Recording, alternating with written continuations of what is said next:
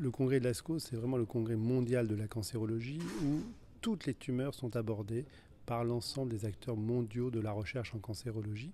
Donc il y a de multiples avancées, de multiples données. Ensuite, il y a certaines avancées qui d'emblée changent la pratique.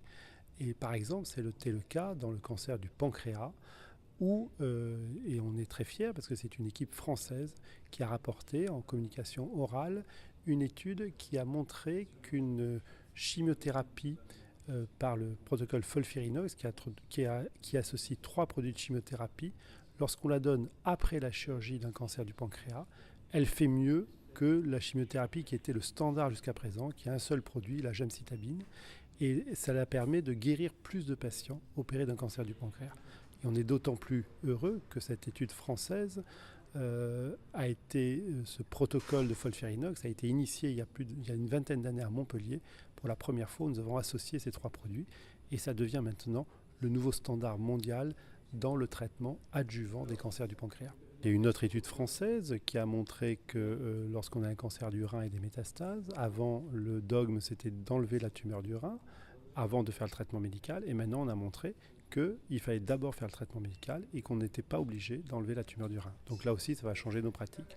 Ensuite, il y a tous les développements, mais là que nous partageons à l'ICM avec toutes les autres équipes en France et dans le monde, c'est le développement de l'immunothérapie avec des nouveaux produits qui sont capables de remettre en fonction les cellules immunitaires de l'organisme. Et ça, c'est un des grands progrès largement communiqué à l'ASCO, qui n'est pas encore un traitement miracle, mais qui dans certains cas donne des résultats tout à fait spectaculaires. En termes d'innovation, je dirais, dans le cancer du foie, on attend beaucoup des combinaisons d'immunothérapie. Et pour vous donner un exemple, au niveau international, de nombreux essais randomisés se positionnent.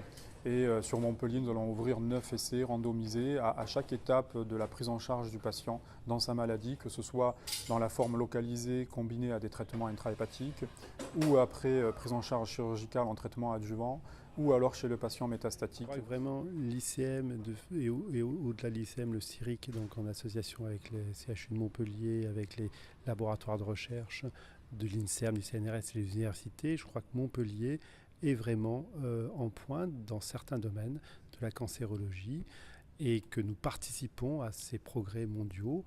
Et là, on peut dire que entre Montpellier, les équipes de Montpellier et Nîmes, il y avait une dizaine de communications qui ont été présentées par des acteurs de la région et que nous étions présents dans au moins une cinquantaine de communications qui ont été présentées lors de ce congrès de l'ASCO.